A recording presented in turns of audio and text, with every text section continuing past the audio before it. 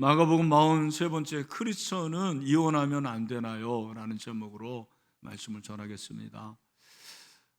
오늘 이 설교가 저에게는 이제 굉장히 설교하기 힘든 그런 주제입니다. 이혼이라는 거 굉장히 다루기 어려운 그런 주제죠. 오죽하면 제가 금요일 개혁자 회의 때 오늘 이 설교를 위해서 중보기도를 부탁했습니다. 한 사람도 시험에 드는 일이 없고 은혜로운 시간이 되기를 중보 부탁을 했습니다. 여러분도 마찬가지입니다. 오늘 이 설교를 보통 때도 잘 들으시는데 기도하는 마음으로 잘 들으시고 실족하지 마시고 너무 듣기 어려우면 나가셔도 됩니다. 가능하면 나가지 않는 게 좋은데 사실 어려워요. 저는 객관적으로 또 하나님의 말씀을 전했다고 했는데 오늘도 2부 예배 때 어떤 집사님이 약수하면서 목사님 이혼을 당한 사람으로서 너무 참담합니다. 그렇게 얘기를 하더라고요. 참 이혼이라는 것이 너무 어렵잖아요. 결혼하면 이혼하면 안 되는데 어쩔 수 없이 이제 이혼을 하게 된단 말이에요. 오늘 여기에도 대부분 다 부부관계가 화목하다고 저는 믿고요. 그러나 이혼한 분이 여기 분명히 있어요. 또 이혼은 안 했지만 이혼 직전에 이혼한 거나 다름없이 그렇게 살아가는 분도 있을 것입니다. 미혼인 경우에는 나는 결혼도 아직 안 했는데 이혼 얘기인가 나하고는 상관없다, 그렇지 않습니다. 결혼하면 금방 이런 문제가 다가오는 거죠. 제가 보니까 이혼은 글쎄요, 생각을 할 수는 있을 것 같아요. 여러분 이혼을 생각하신 적이 있으신가요? 네, 저는 어떻겠습니까? 저는요. 저는 한두 번 정도 생각한 것 같아요. 웃으시네요. 제 아내는 근데 한 번도 생각 안 했다고 그러더라고요. 네, 이게 시댁과의 관계에서 제가 참 맏아들로서 어렵더라고요. 이제 그런 부분들이 있는데 여러분 아시는 대로 대한민국의 이혼율은 굉장히 높습니다. OECD 국가 중에 9위더라고요. 아시아에서는 제일 높습니다. 근데 교회 안에서의 이혼은 어떤가? 우리나라 예는 아니지만 미국 교회 같은 경우는 크리스찬의 이혼율이나 넌 크리스찬의 이혼율이 거의 비슷해요. 많이 줄어야 되는데 그렇지 않다라는 것입니다. 왜 그러냐면 교회 안에도 이혼에 대한 생각이 나눠져 있는 거죠. 이혼은 절대 안 된다. 하나님의 원래 디자인이 아니다. 그렇게 반대하는 사람이 있는 반면에 할 수 있다. 그 당시하고 오늘은 분명히 시대가 다른 거고 정말 불행한 결혼 생활보다는 행복한 이혼 생활이 더 낫다라고 생각을 하는 거죠. 목사님들 중에서도 그런 생각을 하시는 분들이 있습니다. 여러분들이 이제 어떤 생각을 할지 모르겠지만 특별히 여기 이제 젊은 분들도 많이 있는데 예수님의 말씀을 한번 같이 살펴보도록 하겠습니다. 오늘 이 본문의 배경은 예수님이 이제 갈릴리 사역을 마치고 유대 지방으로 가시고 점점 예루살렘으로 내려가시는 거예요. 십자가에 죽으시기 위해서. 근데 그 가운데서 오늘 바리새인들이 예수님에게 나옵니다. 2절에 보면 바리새인들이 예수님에게 질문을 하는데 그를 시험하여 물었다고 그랬죠. 이 시험하다라는 것이 지난주에 살펴본 실족하다와 같은 의미입니다. 덫을 놓는 거예요. 왜 덫을 놓냐면 예수님에게 많은 사람들이 모여들잖아요. 1절에 보면 다시 모여들었는데 이걸 좀 흩기 위해서 그 예수님의 그 인기를 흩기 위해서 이렇게 질문을 하는 거죠. 그 당시에 유대 사회에서는 큰 두 학파가 있었는데 삼마이 학파와 힐렐 학파요. 몰라도 되는데 삼마이 학파는 정통 보수입니다. 그러니까 이혼의 문제에 있어서는 절대로 안 된다라는, 간음 외에는 안 된다. 그러나 힐렐 학파는 자유로운 학파거든요. 가능하다. 이렇게 생각하는 거예요. 그러니까 예수님이 이혼이 옳습니까? 라고 지금 물어보는데 옳다고 해도 문제고 옳지 않다고 해도 문제인 거예요. 사람들이 예수님의 그 말씀에 의해서 떠나버릴 수가 있는 그런 환경입니다. 예수님이 그 의도를 모르실 리가 없잖아요. 우리 예수님이 어떤 분인데. 그러니까 예수님이 3절에 보면 모세는 어떻게 말했느냐. 여기 모세는 개인 모세가 아니고 모세 오경. 모세 오경은 구약을 말하는 거죠. 구약은 뭐라고 얘기했느냐. 바리새인들은 구약에 또 정통한 사람들 아닙니까? 이 사람들이 준비된 답을 하는 거죠. 그게 뭡니까? 이르되 모세는 이혼증서를 써주어 버리기를 허락했다. 그러니까 이 사람들이 말씀을 왜곡시켜요. 그러니까 이혼증서를 써주고 버리다라는 이 말의 구약적인 근거가 되는 것은 신명기 24장 1, 2절인데, 자, 신명기 24장 1, 2절을 보십시오. 사람이 아내를 맞이하여 데려온 후에 그에게 수치되는 일이 있음을 발견하고 그를 기뻐하지 아니하면, 그러니까 남편 마음에 들지 않으면 그 말이에요. 남편 마음에 안 들면 이혼증서 써주고, 그리고 그를 자기 집에 보낸다고 그랬는데, 자기 집에 보낸다고 그랬는데 이 사람들은, 바리새인들은, 여러분 그 4절을 보면 이혼증서를 써주어 버리기를 허락했다고 그랬잖아요. 자기 집에 보내는 건데 이 사람들은 이혼증서를 써주고 버려도 된다, 이혼해도 된다라고 자의적인 그런 해석을 하는 것입니다. 예수님께서 그들의 그 문제를 바로 지적을 하십니다. 너희들이 잘못됐다. 그 잘못됐다라는 것이 5절 말씀. 우리 5절이 오늘 본문의 핵심인데 5절을 다 같이 한번 읽겠습니다. 시작. 예수께서 그들에게 이르시되 너희 마음이 완악함으로 말미암아 이 명령을 기록하였거니와. 자, 여러분 여기 잘 보면 예수님은 바리새인들이 신명기 24장 1, 2절을 통해 가지고 모세도 이혼증서 써줄 수 있다고 그랬는데요, 버릴 수 있다고 그랬는데요 라고 했을 때 그들의 그 문제를 지적하는 것이 왜 그런지 아니? 너희들이 완악하기 때문에 그런 거야. 너희 마음이라고 그랬어요. 그러니까 수천 년 전에 모세 시대의 사람이 아니고 너희들이 신명기 24장 1, 2절을 왜 마음대로 해석해. 그래서 여기 완악함이라는 것은 하나님의 말씀에 둔감하다, 그런 의미예요. 하나님의 말씀에 왜 둔감하냐? 하나님의 사랑에 마음이 결핍된, 그러니까 이웃사랑이 결핍된 그런 상태로 한 여자를 너희 마음대로 그렇게 할 수가 있냐? 그래서 바리새인들의 완악함을 지적을 하십니다. 예수님께서는 여러분 이 신명기 24장의 이 말씀을 다시 재해석해야 됨을 말씀하고 있습니다. 여러분 저를 좀 보시고 잘 들어보십시오. 모세 오경에 이혼증서를 써주고 그 아내를 집에 돌려보낼 수 있다는 것은 이혼을 허용하는 게 아니에요. 왜 이렇게 했느냐? 그 당시는 남성 위주고 남편이 전부입니다. 그 남편은 사실은 아내를 죽일 수 있는 그런 권한까지, 사실 1세기, 2세기도 마찬가지입니다. 여러분 그 로마 사회 그리고 그리스 사회에서도요, 남자의 주인의 그 권력이라는 것은 정말 대단한 거예요. 아내를 죽일 수가 있습니다. 그런 환경에서 이혼증서를 왜 써줘야 되냐면, 만약에 이혼을 당하는 경우에 그 아내가 이혼증서가 없잖아요. 그러면 이 여인은 완전히 격리가 되는 거예요. 완전히 소외되는 거예요. 그러면 낙동강 오리알처럼 되는 거고, 결국 이런 여인이 가는 데가 사창가죠. 창녀가 되는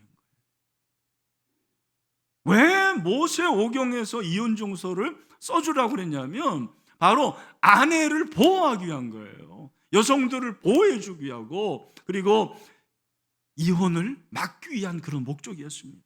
이혼을 억제시키고 아내들을 보호하려고 이혼 증서가 있으면 그래도 그거 가지고 또 이혼을 당했는데 참담한 상태로 결혼을 할 수 있으니까 그런 목적이었어요.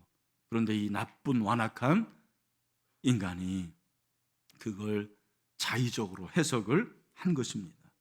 그래서 예수님은 옳다 그르다를 말하기 전에 원래 결혼의 오리진, 결혼의 원조로 갑니다. 그게 어디입니까? 창세기 2장이잖아요. 그 창세기 2장 말씀을 하신 것이 6절부터 9절 말씀이에요.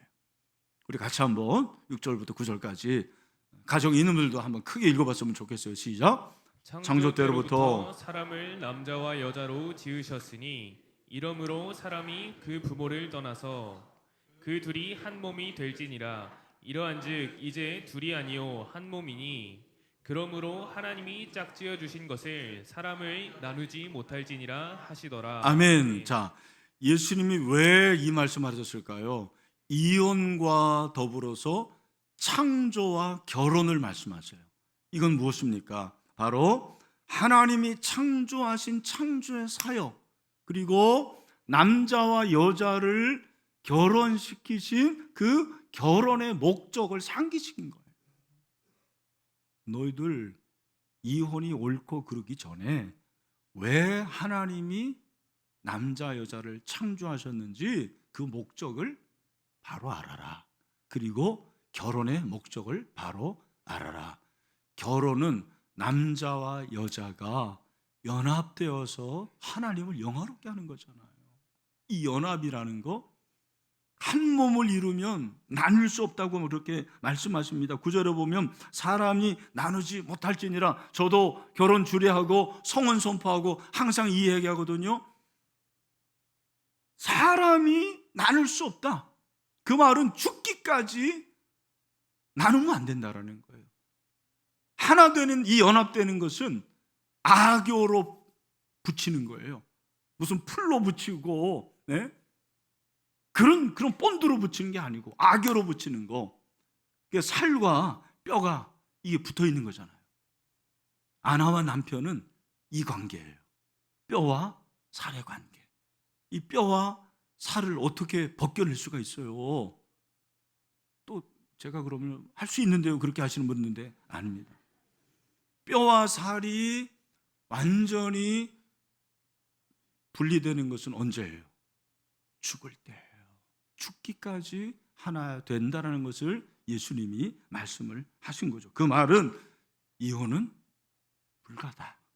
하나님의 창조에 계획이 없다. 이렇게 말씀을 하시면서 제자들이 이걸 또 못 알아들어요. 제자들이 아마 굉장히 센세이션이 된 것 같아요. 이혼할 수 있는데 예수님이 이렇게 말씀하시네. 그래서 예수님이 다시 한번 확인하십니다. 11, 12절 누구든지 그 아내를 버리고 다른 데 장가드는 자는 본처에게 간음을 행하며 거꾸로 아내가 남편을 버리고 다른 데로 시집가면 간음을 행함이라. 왜 이혼의 문제가 있냐면 이혼하고 혹시 재혼하는 경우에 그것이 원래 그 배우자에게는 간음이 될 수 있다. 결국 예수님은 결혼의 언약의 소중함, 신성한 결혼을 다시 한번 말씀하시면서 이혼이 불어다, 하나님의 뜻이 아니다고 그렇게 말씀을 하신 것입니다. 사랑하는 성도 여러분, 이해가 되십니까? 네. 제가 이렇게 얘기를 하면 아마 여기에 받아들이지 않는 그런 분들도 있을 것이고, 그러나 이것은 팩트니까 제가 이렇게 말씀을 들으면서 저는 이 설교를 준비하면서 어떻게 하면 좀 이혼을 예방할 수 있을까? 이혼에 대한 생각을 우리는 어떻게 해야 될까? 크리스천의 이혼에 대한 그런 이혼관 이런 것에 대해서 말씀을 드리고 싶었어요. 그래서 제가 세 가지 말씀 드릴 테니까 여러분들이 잘 기억을 하시면 좋을 것 같습니다. 첫 번째로 이혼을 어렵게 생각하십시오. 오늘날 문제는 이혼이 너무 쉬워졌다라는 거예요. 과거에는 이혼 생각도 못했는데 요즘에는 그야말로 뻑하면 이혼 생각하는 거예요. 그래, 우리 갈라지자. 나 혼자 사는 게 나아. 이런 트렌드가 우리 사회 가운데 있다고 생각을 합니다. 저는 이 설교를 준비하면서 이제 한 가지 예수님에 대해서 좀 의아하게 생각한 것이 뭐냐면, 평상시 예수님의 모습이 좀 아니에요. 무슨 말이냐면, 예수님이 다른 주제에 대해서는 굉장히 관대하시다고요. 일례로 안식일, 어떻게 보면 유대 사회를 지탱하고 있는 것이 안식일 신학인데, 그 안식일 신앙에 있어서는 얼마나 관대한지 몰라요. 안식일 날 밀밭 지나가면서 그거 먹어도 된다, 그 일 아니다. 안식일 날 손 마른 사람 고쳐주시고, 안식일 날 그렇게 치유하시잖아요. 근데 왜 유독 이 이혼에 대해서 이렇게 예수님께서 너무너무 강하게 말씀을 하실까? 저는 예수님이 하나님 아버지의 마음을 대언하신 것 같아요. 여러분, 하나님이 사람을 창조하시고 남자와 여자를 만드셨는데, 그 남자와 여자를 결혼하게 하신 분이 아담과 하와의 주례자가 누구예요? 하나님이시잖아요. 최초의 주례자는 하나님이세요.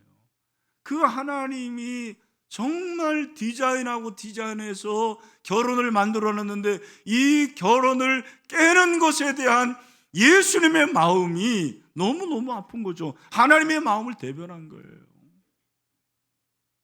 그러면서 예수님은 우리 그리스도인들이 세상 사람들과는 좀 달라야 됨을 말씀하시는 것 같습니다. 그게 뭐냐면 결혼을 지켜내라는 거예요. 우리 주님께서 우리의 남편이 되시잖아요. 신랑이 되시잖아요. 그러니까 그 주님께서는 어쩌면 결혼의 제도를 너무 잘 아시는 분일 수도 있어요. 그 주님께서 말씀하시는 것이 쉽게 이혼을 생각하지 말라라는 거예요. 그 당시에 남성 위주의 사회이기 때문에 아까 신명기 24장 1, 2절에 그 수치되는 일이 뭐냐? 몇 가지가 있는데요. 심지어는 아내가 요리를 제대로 못하면 이혼의 사유가 됐습니다. 네, 긴장하시길 바랍니다. 심지어는 랍비 아카바 같은 사람은 아내가 남편의 눈에 예뻐 보이지 않는다고 느낄 때 이혼 증서를 줄 수 있다고 그랬어요. 이게 말이 됩니까? 말도 안 되는 얘기잖아요. 그런데 이걸 받아들인 거예요. 이럴 수 있다라고 생각합니다. 오늘날도 여러분 그렇다고 생각해요. 웬만하면 견뎌야 되는 것이 아니고 뻑하면 툭하면 이혼하자라는 거죠.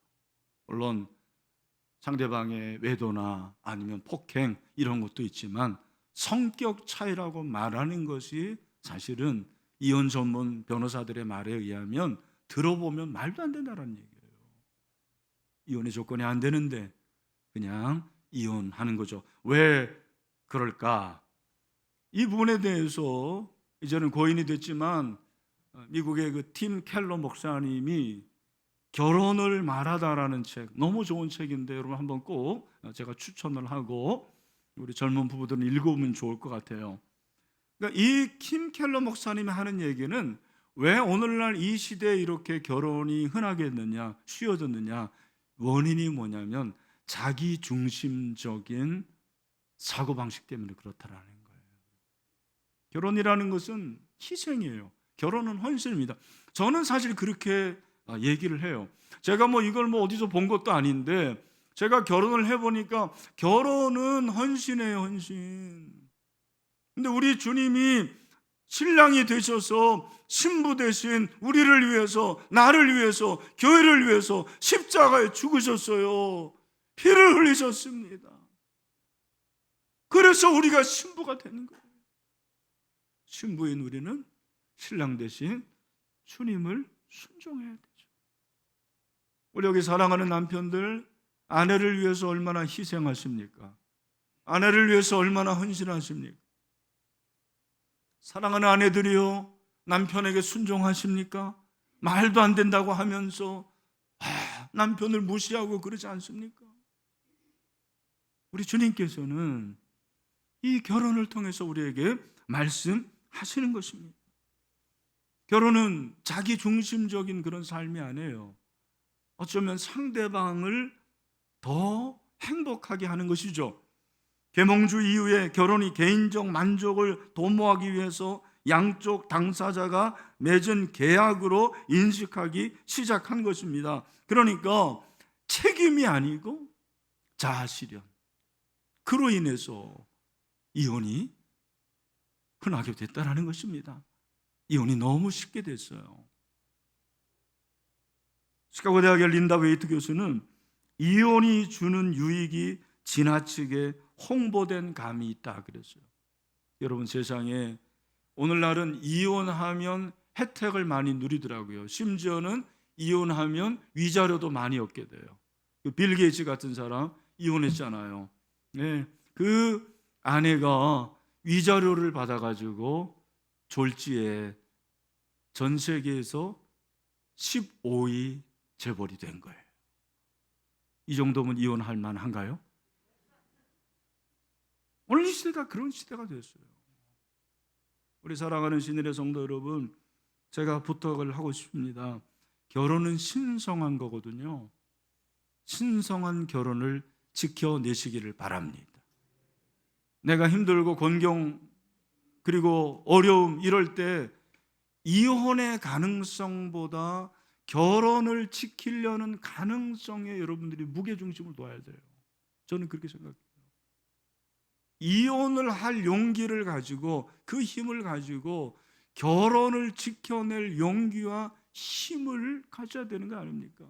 나폴레옹이 그런 말을 했죠. 내 사전에 뭐는 없다? 불가능은 없다. 저는 여러분의 사전에 이 말이 있어야 된다고 생각해요. 따라합시다. 내 사전에 이혼은 없다. 내 사전에 이혼은 없어요.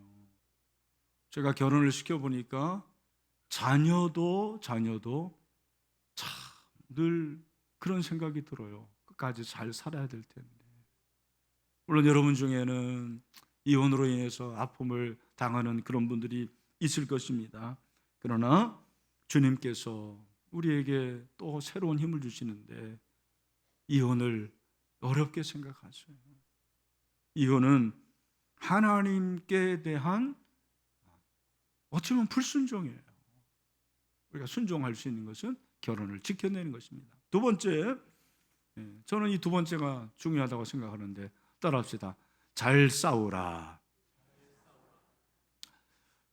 여러분, 결혼 생활하면서 부부싸움을 하시나요? 네. 부부싸움을 안 하는 분도 있지만, 저는 보니까 제가 60년 이제 거의 살고 있는데 내 자아와도 싸우더라고요.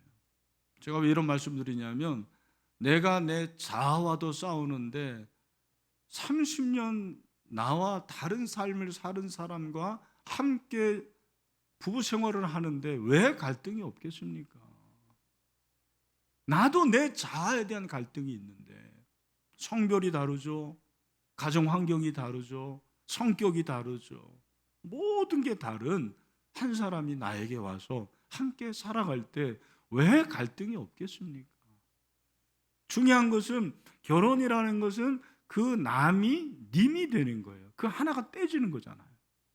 전혀 나하고 상관없는 그 아내가, 그 여성이, 그 남성이 와서 배우자가 되고 함께 살아가는 것입니다. 이건 계약이에요. 사실은 굉장한 믿음입니다. 이혼이라는 것은 그 떼었던 점 하나를 또 붙여요. 님이 남이 되는 순간이 이혼입니다. 너무너무 간단한 얘기입니다. 그러나 그 안에 숨겨진 그 사연들은 이루 말할 수가 없어요.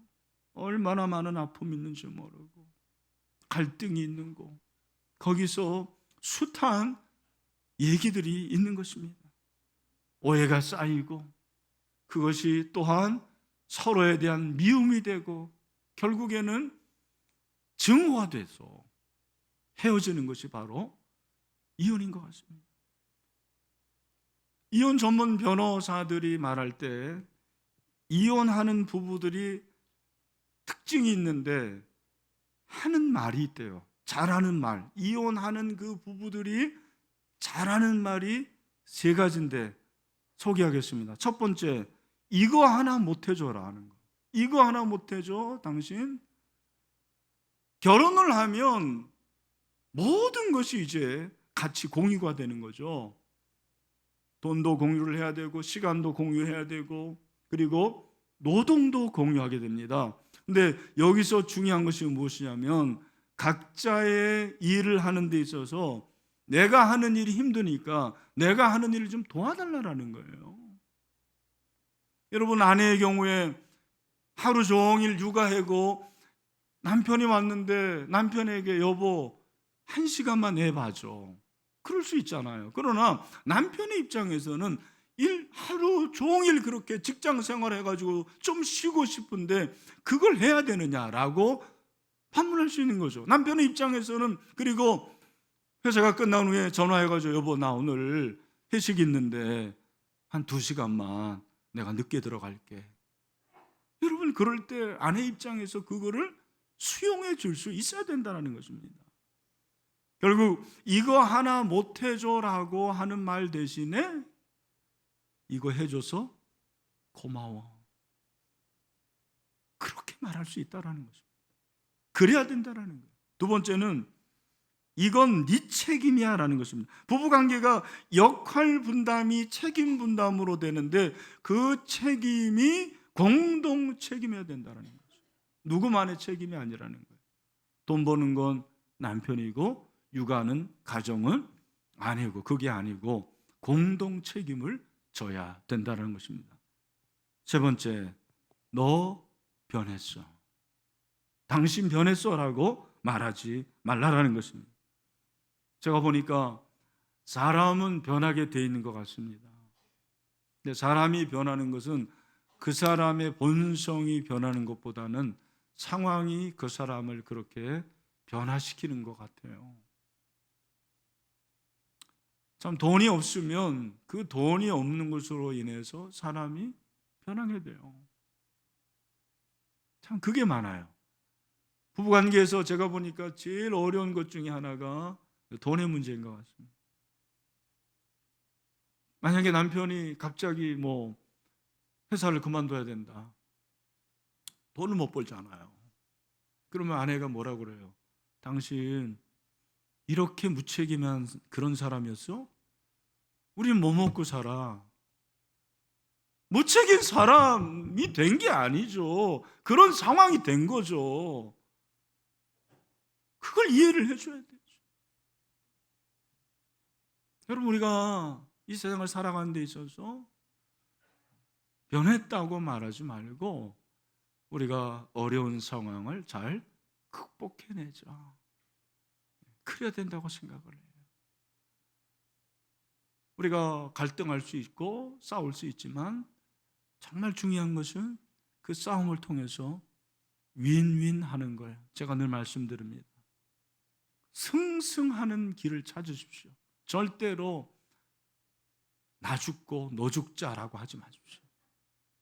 그죠? 잘 싸워야 돼요. 윈윈의 싸움을 하시길 바랍니다. 마지막으로는 최종적으로 하나님의 은혜를 구하십시오. 저에게 이제 교인들이 찾아올 때 제일 힘든 상담이 바로 이 부부의 문제를 상담할 때입니다. 제가 뭐라고 그래요? 헤어지라고 그럽니까? 저 한 번도 헤어지라고 말한 적이 없어요. 그래도 집사님 참아보십시오. 가정을 지키십시오. 끝까지 한번 하나님의 은혜를 구해 보십시오. 여러분 기억하십시오. 중요한 것은 목사의 뜻이 아니고 하나님의 뜻 아닙니까? 목사의 뜻이 뭐 이렇게 중요해요? 하나님의 뜻이 중요한 거죠. 하나님의 은혜를 구해야 되는 거죠. 지금 정말 이 부부의 문제가 어렵고 힘든 분들은 하나님의 은혜를 구하셔야 돼요. 하나님 어떻게 해야 됩니까? 기도하고 하나님 말씀해 주세요. 우리 교회 오셨던 그 개그맨 개그우먼이죠. 이성미 집사님이 그런 얘기 하잖아요. 그분도 한때는 너무 힘들어가지고 기도만 하면 하나님 저 이혼하고 싶어요. 저 이혼해야 됩니다. 이혼하게 해주세요. 그런데 하나님이 응답을 안 하시는. 여러분, 하나님이 응답을 안 하신다라는 것은 뭡니까? 마음이 불편한 거예요. 그 가운데서 어느 날 기도를 하는데 하나님께서 마음속에 너 그 기도 집어쳐라. 그 가증스러운 기도 집어쳐라. 그런 마음을 주시더래요. 근데 순간 하나님께서 이렇게 보여주시는 것 같은데 십자가를 보여주는데 자기가 그 십자가를 지고 가더라는 거예요. 너무 힘들게 십자가를 지고 가는데 그 옆에 보니까 그 십자가는 비교할 수 없는 엄청나게 큰 십자가가 있는데 그 십자가를 주님이 지고 가셨다는 거예요. 그 십자가를 보는 순간 그동안의 모든 마음이 사라지고 이 가정을 지켜냈다라는 것입니다. 여러분, 우리 교회 안에도 이 부부의 위기, 이혼의 위기를 겪은 그런 분들이 있어요.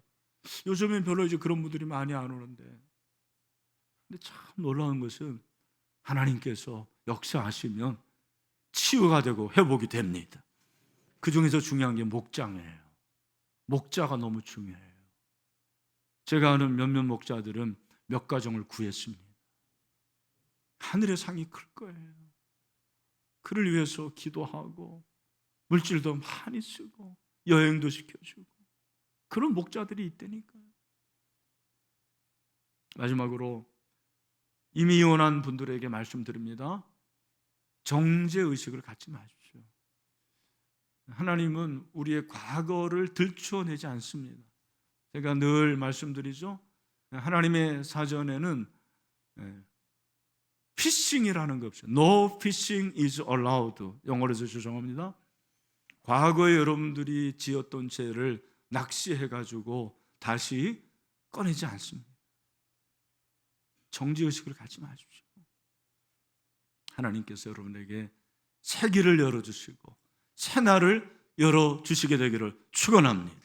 새 힘을 가지십시오. 그리고 여러분, 이혼한 분들을 정죄하지 마세요. 나는 이게 정말 중요하다고 생각합니다. 이혼한 분들을 우리가 정죄하기 쉬워요. 오죽하면 이혼했겠습니까? 정말 오죽하면 그 마음을 아셔야 돼요.